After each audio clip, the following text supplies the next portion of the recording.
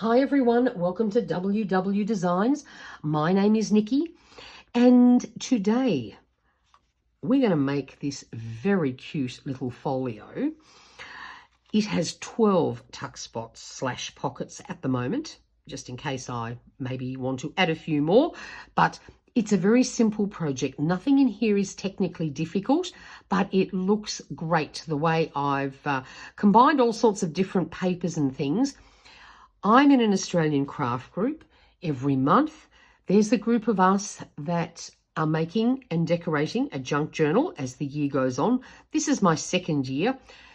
If you need any inspiration or want to make some ephemera and you just can't pick a project, if you go to the playlist Creative Collab Journal, you will find a year and a half's worth of things that I have made to send to my swap partners, as well as you will see things that I have received. There's so many lovely videos there.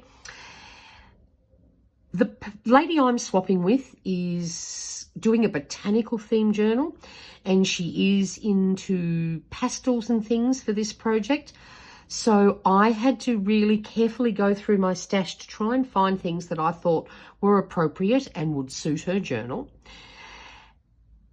If you have a 12 by 12 paper pad that has been sitting in your craft room for a long time and you've never used it because you couldn't decide what to do with it, this is a perfect project to get that paper pad used up. Well, part of it anyway, because that way everything's already coordinating for you. All you have to do is cut, chop.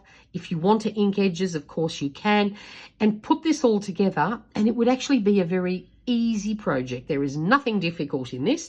So if you'd like to see how I made this gorgeous folio, sit back, relax, and I will take you through the process.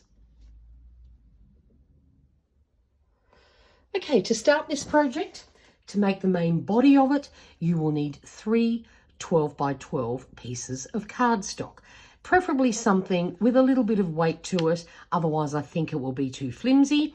If you want to make one that's a bit smaller, then you could use A4 pieces of paper that maybe you've printed off from a kit that you love. Completely up to you. The very first thing we are doing is cutting a piece that is simply 8 inches in length, and that is the full 12 inches across. I've actually done this in inches rather than my usual centimeters, because 12-inch cardstock is a little bit more than 30 centimeters. So I found it easier just to get all the folds and everything right to do it in inches. But if you want to change the size or you want to work in centimeters, by all means, just grab a ruler and you will figure it out. This is very, very simple. I have already cut and folded everything to make this a bit quicker. I have also inked all my edges before I glue a single thing down. Otherwise, I know what I'm like. I'll forget to do exactly that. And I suggest you do the same. So we have got a 12 by 8, and this is our main cover. It has been scored and marked. This is 4 inches plus 4 inches and the little bit left over. But what I did do when I was thinking about this, I folded this a little bit shy of the full 4 inches, just so that when the flap goes over, it's not put under too much stress. So suggest you do the same thing.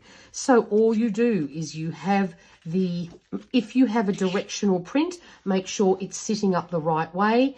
Mark 4 inches, mark 8 inches, and then simply fold this one in, score it down, fold this one, and that's your little flap, and score that down. Then we need to make 2 more pieces. These are the full 12 inches across, and they are 7.5 inches in length. So we're just making them a little bit smaller so that when they're glued in, they don't go right up to the edge of the paper.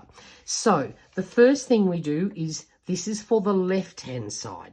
So the very first thing I did was I cut out my little pocket cut so that I knew which side I was working on. Again, this way, left-hand side, this is a direction my paper has to sit. It just made it easier for me to get it right. Then we're doing exactly the same thing. We've just split this into 3, so 4, 8, 12, and you just take, I find it easier to put it lengthways when I was folding it, and then you just fold over at 4 and fold the opposite at 4. Then you do exactly the same thing, but this time, in this case, my paper's not truly directional, except there is a heart there, so I decided to work with that upways, but it wouldn't have been life or death if it was flipped the other way. But I cut this first into my edges, and then it's exactly the same thing. You fold over and fold back. Okay, so these are going inside, and that's where we're going to start putting this all together. So we open up, make sure you've got it in the right direction, just so that we don't make any silly little mistakes. We're going to take the first one, which goes on the left-hand side, and as you can see, this is going to be our very first pocket. So we are going to glue here, here, and here. So it's very simple. You'll know which way you're going because you've got this as your guide. So it just helps to reduce making little mistakes. So we're just going to put some glue around our 3 edges because we are making a giant pocket, and then we have 2 flip out things.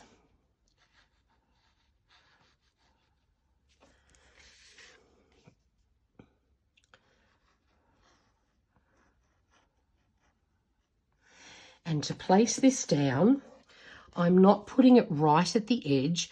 Again, we want some wiggle room, and just to make sure things fold nice and easily, and we just make sure we've got that down safely and securely. That could sit and dry for a couple of seconds while we do the other side. And as you can see, we now have a flip out with the first of our pockets. So now we're doing exactly the same thing with the other one. Again, we've got our little guideline. I haven't inked around here because obviously this is going to be hidden, so it's not necessary.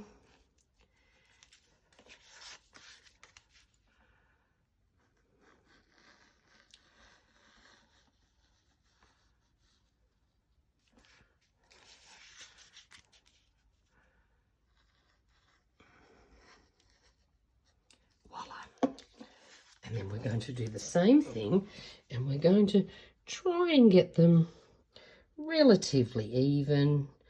Honestly, by the time you finish this, it won't even matter 100% if it's not, because there'll be all sorts of pretty things added to this. So now we have our 2 flip outs and 2 pockets. So the next step with this is we're going to put 2 pockets on each of these. So I've picked some contrasting things. This is my first one. Of course, I've cut out there, and I have rounded the corners just so that matches nicely down there. And we're going to simply glue this down.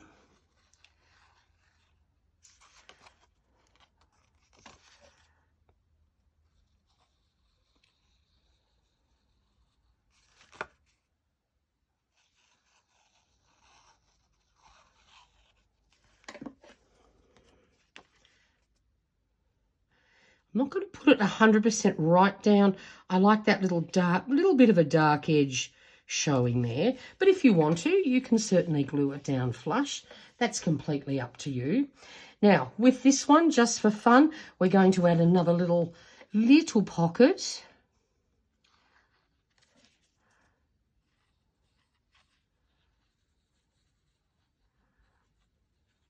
As you can see, this could be a fabulous scrap busting project. It's amazing how many little pretty scraps we have, and you could use lots up making something like this. There we go. So now we have a double pocket there. And of course, if you want to, you could just do 3 more of exactly the same thing. But I decided to make mine look a little different. So this one here, I've cut a little bit of a scallop instead of just straight across.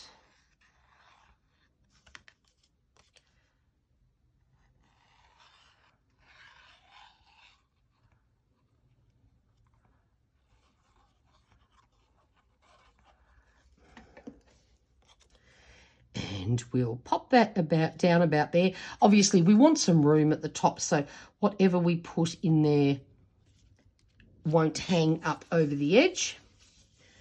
And now for the other side, this time I've just cut it on a diagonal. And I'm not going to try holding it up because I find it too hard to glue in a nice straightish sort of line when it's all floating around in the air, so we'll just pop it down.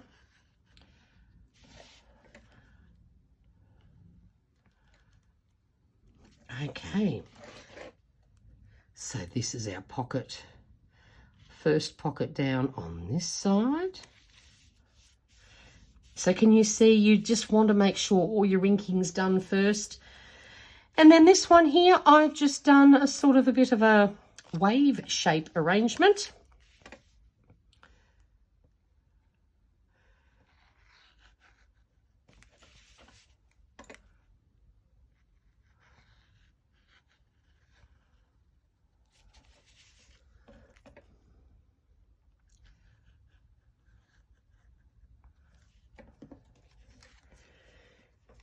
And then we'll sort of line this one up on the edge, but this one is longer, so I'm just putting it down a tiny bit further. There we go. So now we have 4 pockets. Now we have more little places where we can put other things. Now we could just do standard pockets, but I decided no, we need to do things a bit different to that. So the first thing we're going to do, this piece here, another scrap, is going to become a side tuck. So I'm just going to glue down that edge there and we'll have a little side tuck. So what I decided to do was to try and, let me get that little bit out of the way, just try and do a few different things, but also I was trying to be mindful of not having things that are too bulky. I know you can do all sorts of fancy triple fold pockets and all sorts of things, but I didn't think that was the best. Oh, no, I don't need to go and do that bit there. Not that it'll matter right at the top there with what I've got planned to stuff in it. But so what we've got here, we're not going to take it right to the edge, because we just want things to be able to fold over without hindrance, and we're just gluing that bit down there. So that will become a side tuck. Then if we flip this over, and I'll just make sure I've got that in view, we now have 2 more spaces where we can add goodies. So what I've done, I'm making a tuck spot, just torn a piece of paper. This was a little bit damaged, this edge here, and I went, oh, well, it doesn't have to be rectangular, but it's going to be a torn tuck pocket thing, side tuck pocket, whatever you'd like to call it. I think it's just fun trying to give all these things different shapes, just to make it look a little bit more interesting. So we're going to pop that one down. Again, not going right to the edge. I quite like that little bit of a border showing. And then in here, I grabbed a page from a botanical herb book, and I've just sort of created a little envelope with this, which I'm going to pop down here. But then, of course, that flips open and we can pop ephemera in that. So what we'll do, because this paper is not that thick, I think I might just use the old glue stick for this one. So I just don't want it to get too wrinkled. The glue I normally use, Helmer's Tiger Glue, is superb, but on thinner paper can create a few wrinkles, so don't think we want that. And then I just folded this up. Look, it's not a perfect fit there. I had to work with, obviously, the shape and size of the page, but it will do the job beautifully for what I want it to do. And again, we're not going right up to the edge. I made it narrow enough that it doesn't have to do that. So we now have another little flip and a place to tuck some goodies. So that's the base of the first one. Now we pop over to the other side. Let's do in here first. Okay, now where are we? I need to grab the right things. What we're going for here, this was a little scrap that I cut out, and I'm going to make a top tuck for this. So all we're going to do is put a generous amount of glue, maybe just a tiny bit down there, because we don't have to tuck things right up onto it. And we're going to place that just right along the top there almost. And we've now created a top tuck. And then we can flip on over to here. And the first thing we're going to add is a belly band. That's going over here. So all we're going to do is add glue to the top and the bottom so that we can slide something in.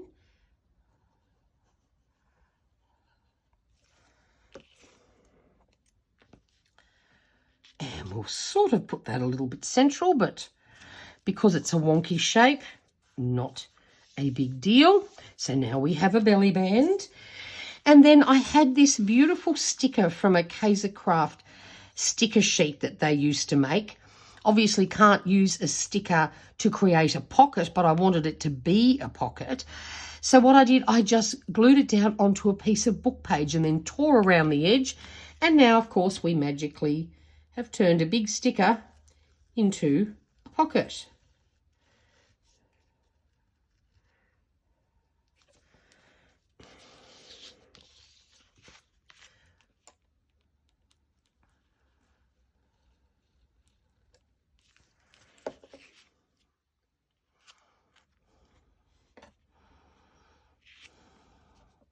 Again, just trying to avoid being right on the fold. I know I'm repeating myself, but I just want to keep reminding you because it will just make things easier as we have to fold it all together. And now the lucky last thing I want to add before we go decorating madly, this is cardstock, but it is definitely a little bit flimsy. So I'm concerned that once this is bulked up with all sorts of pretties and we tie it up, I don't want this part to be under stress. So I got my die cut machine out and I cut 2 circles. And we're going to glue this one down first, but I'll just half glue it.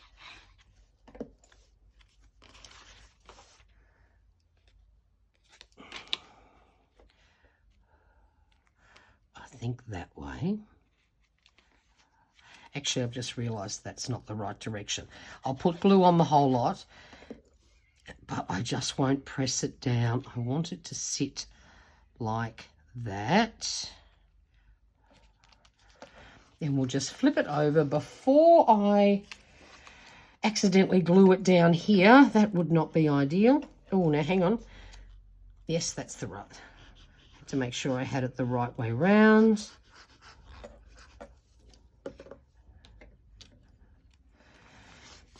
And we just add this piece there. And that'll just give it a little bit of strength there in the middle. Now, initially I was going to use a type of string to tie this up, but I did change my mind when I found the perfect little sari ribbon scrap, but I still like the idea. That way we've added a little bit of decoration to the front, but we're not hiding all these beautiful leaves. and it'll just give it a little bit of strength through that zone there. So now this is the basis of our folio. It's all finished. We can just let things dry for a few minutes and then we can start filling it. But what I think I'll do, look, to fill it up, I've grabbed a heap of stuff out of my stash. Half of it, I can't even remember exactly where I got it from. If there's anything in particular you'd like to know, just pop it down in the comments box below. But I think what I'll do, because there's quite a bit of filling here to do, and while I and ah about some of the bits and where it's going, I might just put some music on. You can sit back, grab yourself a coffee, and I will just fill all the pockets and things and just show you the sort of things that I found that I thought might look really nice in here. So sit back, relax, I'll throw some music on and we will fill this fabulous little folio.